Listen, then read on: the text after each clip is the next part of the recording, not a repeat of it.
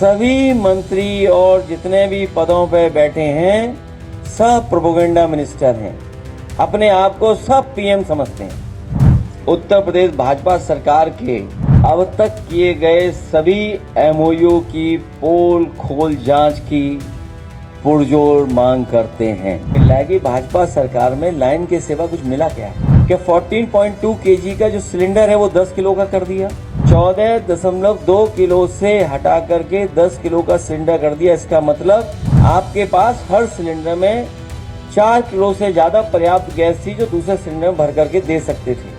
ये एआई को लेकर के तैयारी करना, न भारत सरकार ने तैयारी की न उत्तर प्रदेश सरकार ने तैयारी की।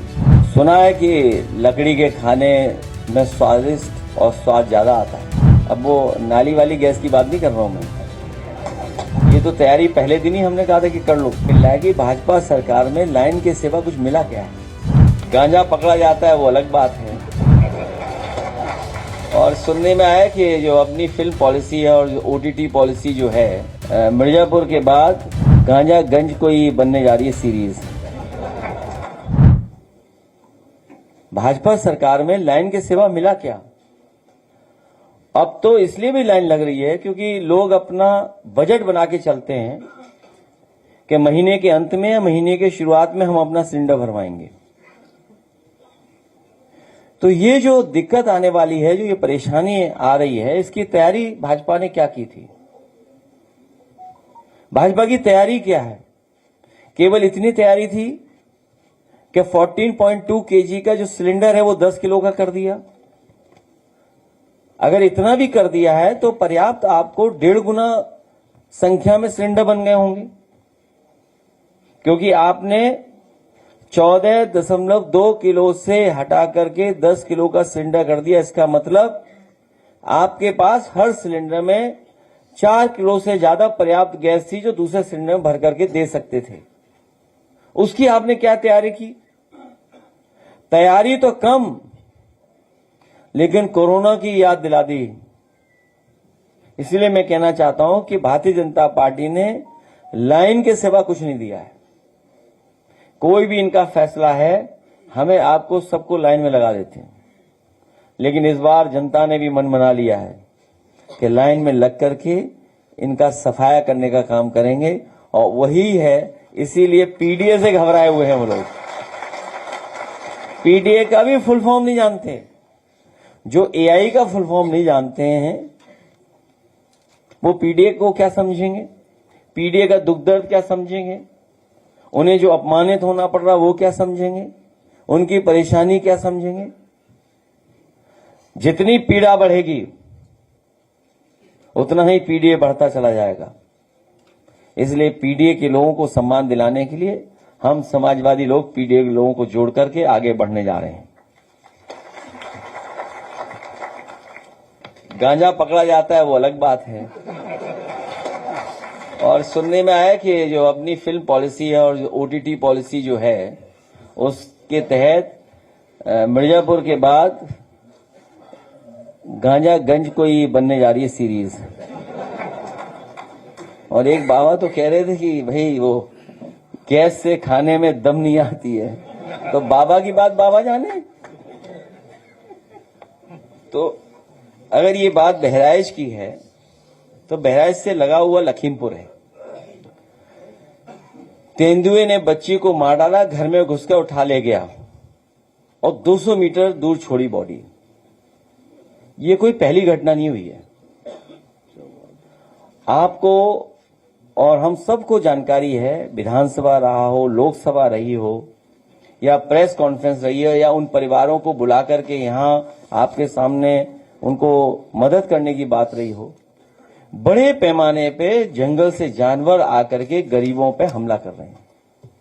आए दिन खबरें मिलती हैं, आए दिन ये जानकारी मिलती है कि घायल हो गए हैं, जान चली गई है, झपट्टा मार दिया, खेतों पे किसान नहीं जा पा रहा है, अपनी खेती नहीं कर पा रहा है, और जंगल से निकल रहा है जानवर। क्योंकि जंगल बड़े पैमाने पे 10 साल में काट दिए भारतीय जनता पार्टी ने। जब जंगल काटे जाएंगे तो जानवर जाएंगे कहां, बताइए आप? इन्होंने अवैध खनन की, उसके कारण ये हुआ फ्लडिंग हो गई जंगल में।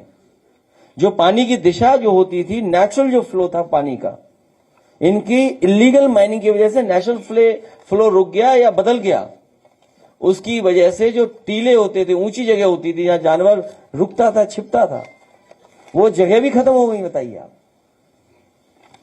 इसकी वजह से इतने बड़े पैमाने पे जान जा रही है। सीतापुर है, लखीमपुर है, ये बिजनौर के हमारे विधायक बैठे होंगे, बताओ कितने लोगों की जान जा चुकी है। आप पता करिए कितना लेपर्ड घुस रहा है अंदर। पूरा फॉरेस्ट डिपार्टमेंट सो रहा है। जिस लोग भवन में बैठे हैं वो किसने बनाया है? जिस सोफे को तोड़ रहे हैं बैठते हुए जाने कितने दिन से, वो किसका बनवाया हुआ है?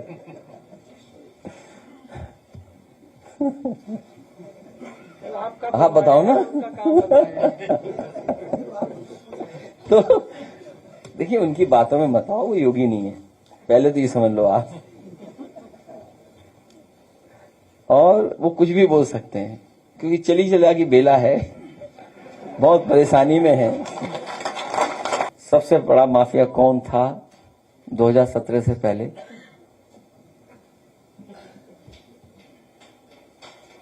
हम तो उसको माफिया मानते जो अपना मुकदमा वापस कर करके,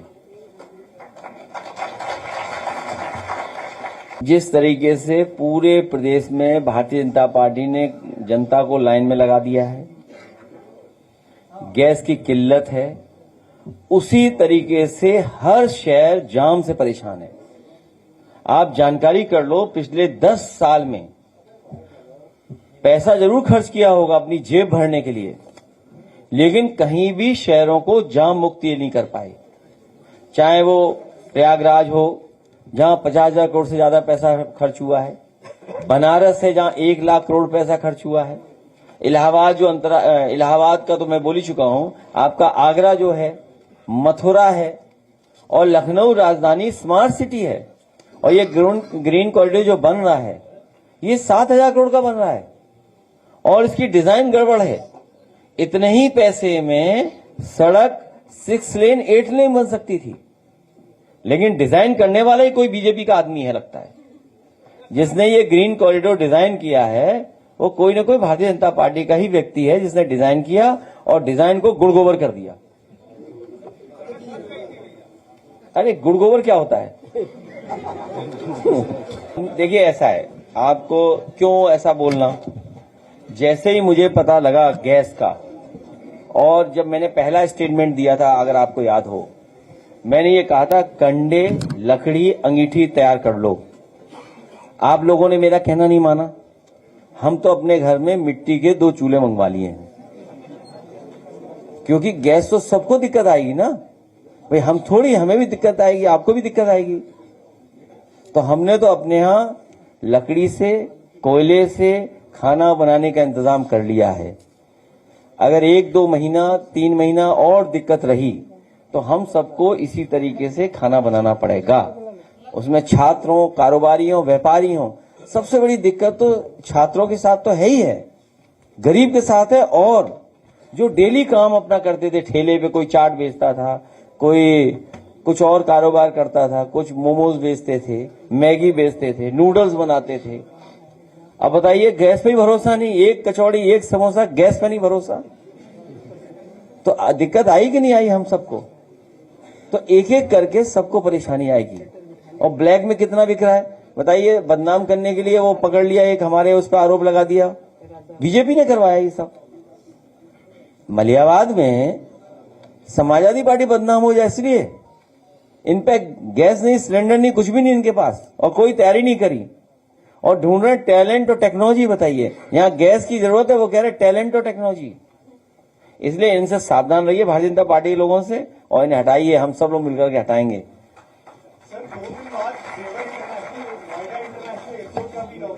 तो अच्छी बात है, हम भी परमिशन मांग लेंगे, देखें 29 को उतरने देते हैं कि नहीं उतरने देते हैं, अपने आप उद्घाटन का पता लग जाएगा। ठीक है, हम भी परमिशन मांगेंगे 29 तारीख को उतरने की, क्योंकि बगल में रैली हमारे, और अगर 28 को उद्घाटन हो रहा है, हमें 29 को उतरने देंगे, नहीं उतरने देंगे, उससे पता लग जाएगा कि चालू है कि नहीं चालू है। और बताइए, नहीं वो तो हम ही को बुलाया हुआ है।